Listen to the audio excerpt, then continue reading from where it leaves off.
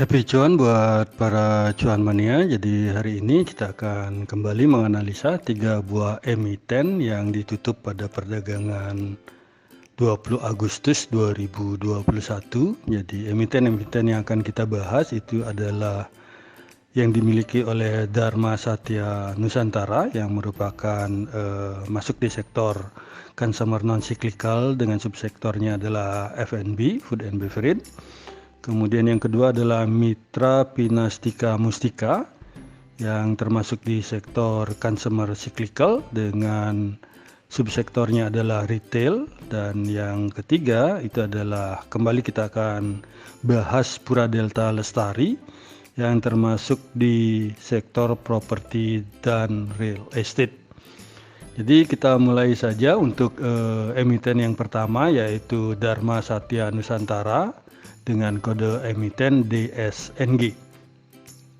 DSNG itu dibuka pada perdagangan 20 Agustus 2021 itu dibuka di harga Rp498 dengan rentang harganya adalah antara Rp496 sampai dengan Rp505 dan ditutup di harga 496 atau mengalami tekanan sebanyak 2 poin atau turun sebesar 0,40% jika dibandingkan dengan previous close sebelumnya yang di Rp498. DSNG memiliki volume perdagangan di hari Jumat 20 Agustus 2021 adalah sebesar Rp12,8 miliar.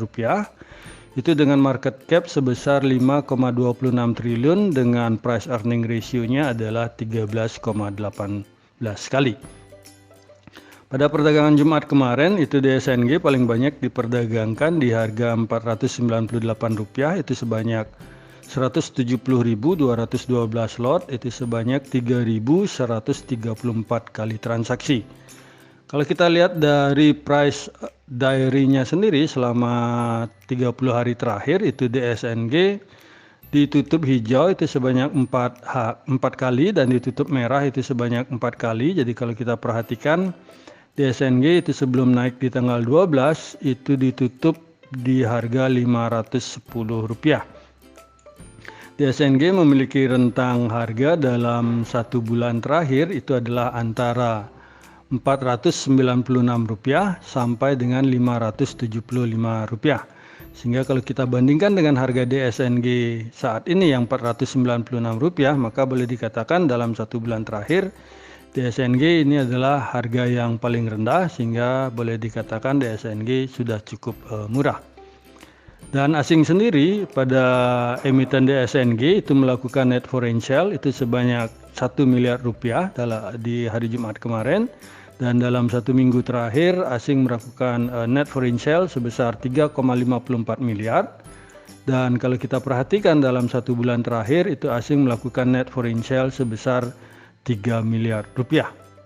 Selanjutnya kita berpindah ke sisi teknikal. Jadi kalau kita perhatikan DSNG secara teknikal dari bandar detektornya sendiri itu tampak top 1 broker maupun top 3 broker dan top 5 broker itu sedang melakukan big distribusi, di mana BS itu broker BS itu sebagai top net buyer-nya dan broker BK itu sebagai top net seller-nya. Dan kalau kita lihat dalam 1 minggu terakhir, jadi kalau kita perhatikan dalam 1 minggu terakhir itu broker itu juga sedang melakukan distribusi, di mana top 1 broker itu sedang melakukan small distribution dan top 3 maupun top 5 broker itu sedang melakukan big distribution, di mana broker DX adalah sebagai top net buyer-nya dan broker BK itu sebagai top net seller-nya.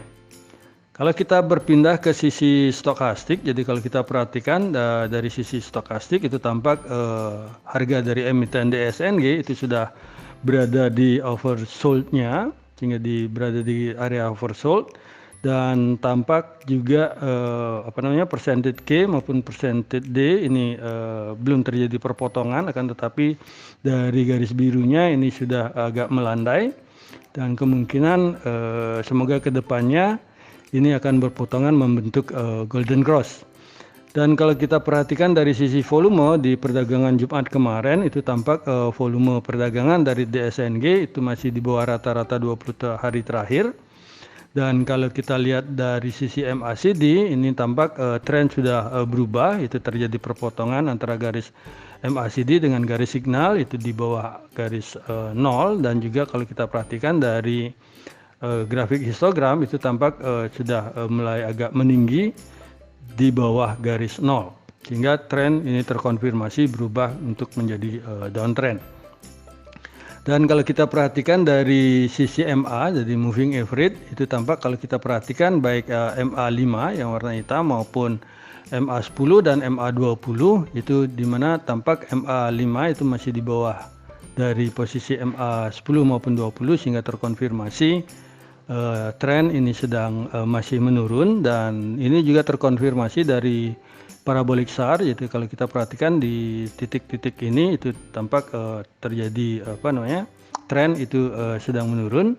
Dan bagi kami untuk DSNG ini mungkin lebih baik dijaga di agak kebawahan sedikit, yaitu antara support pertama adalah di 480 dan support keduanya adalah di 466, sehingga bagi kami kalau sudah berada di area ini kemungkinan para cuan mania bisa sedikit mulai masuk, di mana harga DSNG sendiri itu sudah berada di 496, jadi dekat dengan harga 500, jadi lumayan menarik untuk diperhatikan untuk DSNG ini. Dan resisten dari DSNG itu bagi kami adalah resisten pertama itu di harga 510 dan resisten keduanya ada di 520. Jadi kami tekankan sekali lagi, kalau sudah kena support ini tolong dijalankan trading plan-nya dengan ketat, dan kalau sudah kena resisten ini boleh diperhatikan atau dipantengin pergerakannya apakah akan terus naik ataukah akan berbalik harga.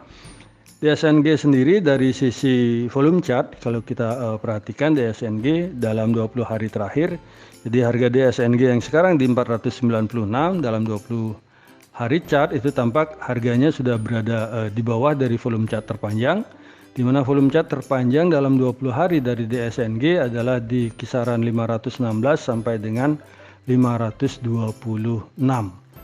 Dan ini sudah termasuk cukup murah. Kalau kita rubah menjadi 60 hari, itu juga tampak harga DSNG itu sudah berada di volume chart terpanjang, di mana volume chart terpanjang dalam 60 hari adalah kisaran di 520 sampai 536. Selanjutnya kita berpindah ke saham yang berikutnya. Jadi kita berpindah ke saham yang kedua adalah MPMX. Jadi kalau kita perhatikan MPMX di hari Jumat kemarin itu tampak dibuka, MPMX dibuka di harga Rp690.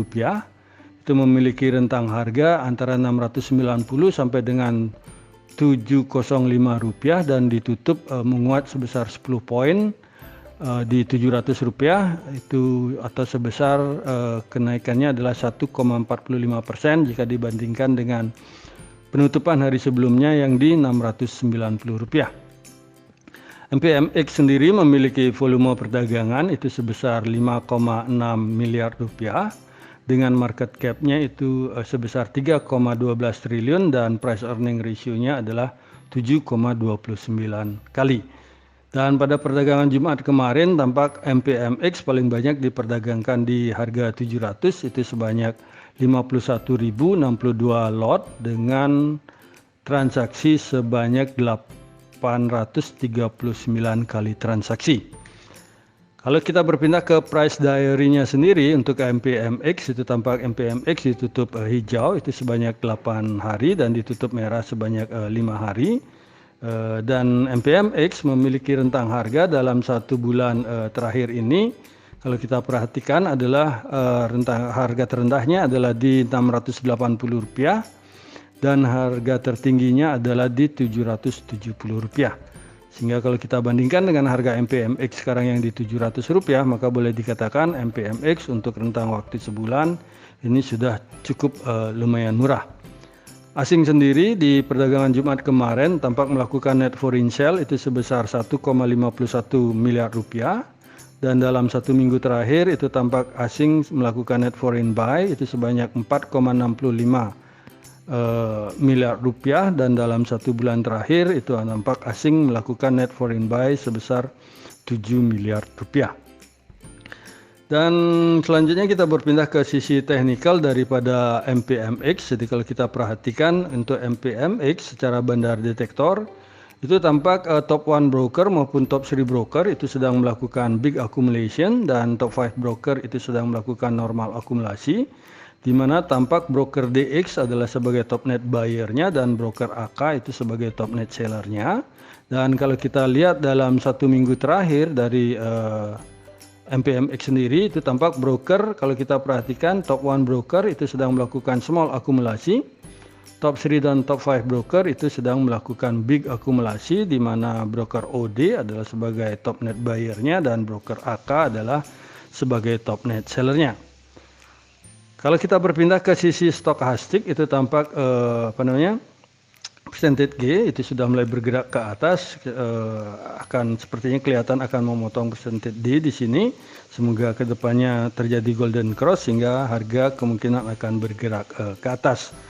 Kan tetapi kalau kita perhatikan dari sisi volume, jadi volume perdagangan dari MPMX itu tampak di hari Jumat jauh menurun jika dibandingkan dengan hari Kamis maupun hari Rabunya, jadi sangat kecil sekali. Jadi volume perdagangan di hari Jumat kemarin itu masih di bawah rata-rata 20 hari terakhir. Dan kalau kita lihat dari garis MACD, ini tampak garis MACD tampak sudah mengecil jaraknya dengan garis signal. Ya, apakah akan terjadi perpotongan ke depannya ataukah dia akan bergerak ke atas? Ini masih perlu kita lihat nanti di perdagangan hari Senin.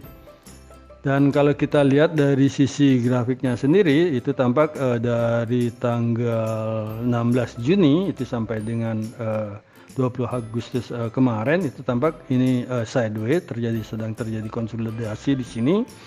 Sehingga kalau kita lihat dari sisi MA-nya sendiri, walaupun MA5 itu masih berada di atas MA10 maupun 20, tapi tampak jaraknya sedikit sedikit mengecil. Apakah akan berubah trennya menuju downtrend, kita masih perlu lihat. Dan kalau dilihat dari sisi parabolik SAR, memang sudah mulai terjadi signal bahwa tren ini sedang menurun.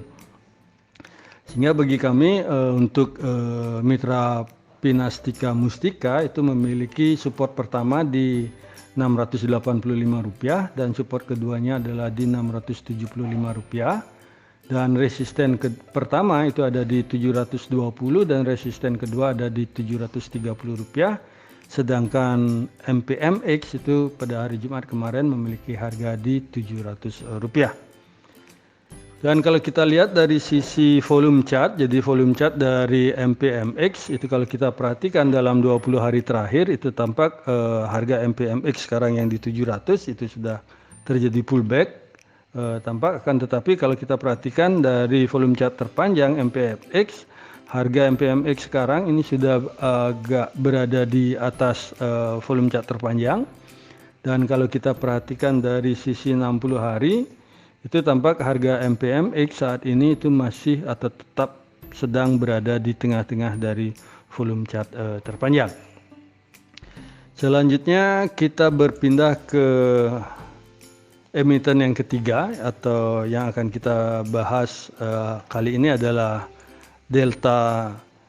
Pura Delta Lestari. Jadi kalau kita perhatikan Demas Pura Delta Lestari itu di hari Jumat kemarin tampak diperdagangkan dibuka di harga Rp176. Itu dengan rentang harga adalah antara Rp175 sampai dengan Rp181. Dan ditutup di harga 180 atau menguat sebesar 4 poin atau 2,27% jika dibandingkan dengan previous close-nya yang di Rp176. Dan Pura Delta sendiri di hari Jumat kemarin itu paling banyak diperdagangkan adalah di harga Rp180. Itu sebanyak 53.749 lot, itu sebanyak 821 kali transaksi. Dari sisi price diary-nya sendiri dalam 30 hari terakhir itu tampak Demas itu ditutup hijau sebanyak 7 hari dan ditutup merah itu sebanyak 9 hari, dimana kalau kita perhatikan sehari sebelum hijau itu harganya adalah di Rp176 dan di tanggal 16 itu di Rp174. Low high range-nya sendiri atau rentang harga dari Pura Delta itu tampak dalam 1 bulan terakhir. Itu kalau kita perhatikan harga terendahnya adalah di Rp173 dan di harga tertingginya adalah di Rp204. Sehingga kalau kita perhatikan harga Demas sekarang yang di Rp180 itu boleh dikatakan dalam 1 bulan terakhir ini sudah termasuk cukup murah. Dan asing sendiri tampak di hari Jumat kemarin itu melakukan net foreign sale itu sebanyak Rp533 juta, di mana dalam 1 minggu terakhir itu asing melakukan net foreign sale itu sebanyak 3,19 miliar dan dalam 1 bulan terakhir itu asing melakukan net foreign sale itu sebanyak 11,26 miliar rupiah. Dari sisi teknikal, kalau kita perhatikan dari Pura Delta atau Demas, itu tampak di hari Jumat kemarin, Bandar Detektor itu tampak top 1 broker, top 3 broker maupun top 5 broker, itu sedang melakukan small accumulation, di mana broker CG adalah sebagai top net buyer-nya dan broker ZP adalah sebagai top net seller-nya. Dan kalau kita berpindah ke 1 minggu terakhir dari Demas, itu kalau kita perhatikan itu tampak top 1 broker, top 3 broker maupun top 5 broker itu sedang melakukan small distribution, di mana YP adalah sebagai top net buyer-nya dan ZP adalah sebagai top net seller-nya. Kalau kita lihat dari stokastik ini cukup lumayan cantik, di mana sudah terjadi golden cross dan tampak percentage K dan percentage D sedang bergerak ke atas.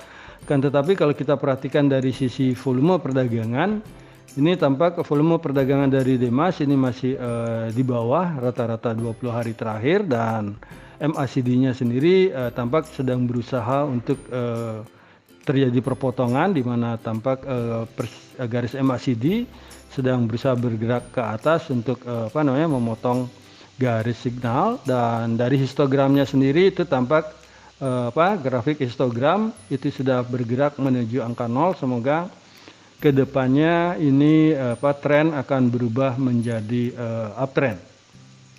Dan kalau kita perhatikan dari sisi garis MA itu tampak MA5 ini masih berada jauh di bawah MA10 maupun MA20, dan kalau kita perhatikan lebih detail tampak garis MA ini sudah menyentuh dari harga pembukaan di hari Jumat kemarin. Semoga kedepannya Demas ini bisa bergerak ke atas, sehingga bagi kami Demas memiliki support pertama itu di Rp174 dan support keduanya adalah di Rp166, di mana resisten pertama itu ada di Rp187 dan resisten kedua di Rp191. Dari sisi volume chart, kalau kita perhatikan dari Demas Pura Delta itu tampak dalam 200 hari terakhir ini lumayan jauh berada di bawah, di mana volume chart terpanjang dari Demas dalam 200 hari itu antara Rp244 sampai dengan Rp254. Jadi kenapa saya pakai di 200 hari? Karena kalau kita perhatikan dari Demas sendiri ini memiliki atau memberikan dividen yang lumayan tinggi untuk dividennya, sehingga ini cocok untuk untuk diinvestasikan jangka panjang karena dividennya jauh lebih besar dari bunga deposito. Kan tetapi kalau kita perhatikan selama 20 hari terakhir itu tampak harga Demas juga masih berada di bawah dari volume chart terpanjang, di mana Demas sekarang adalah di 180 dan volume chart terpanjang dalam 20 hari adalah di antara 193 sampai dengan 196. Kalau kita rubah menjadi 60 hari itu tampak harga Demas sekarang juga masih di bawah volume chart terpanjang, di mana volume chart terpanjang itu ada di 190 sampai dengan Rp196. Jadi demikianlah analisa rekomendasi saham kami untuk emiten DSNG, MPMX dan DMAS yang bisa kami sampaikan. Semoga bisa menjadi referensi bagi para cuan mania di dalam mengambil keputusan menjual ataupun membeli. Jadi sekali lagi kami ingatkan untuk menjalankan trading plan-nya dengan ketat. Jadi kalau sudah terkena support 2 terutama apakah yang harus dilakukan, dan kalau sudah mendekati resisten itu apa yang harus dilakukan. Jadi di sini kami tekankan sekali lagi bahwa analisa rekomendasi saham ini tidak untuk mengajak cuan mania untuk membeli ataupun menjual saham-saham yang kami analisa, dan kami tidak bertanggung jawab atas segala keuntungan maupun segala kerugian yang terjadi akibat analisa rekomendasi saham dari kami ini. Terima kasih sudah menonton video saya, dan jangan lupa untuk subscribe, komen, like, dan share kepada para cuan mania yang membutuhkannya. Sekali lagi saya ucapkan terima kasih dan semoga kita sehat, bahagia selalu, dan cuan menyertai kita bersama. Sampai bertemu di video kami selanjutnya. Salam.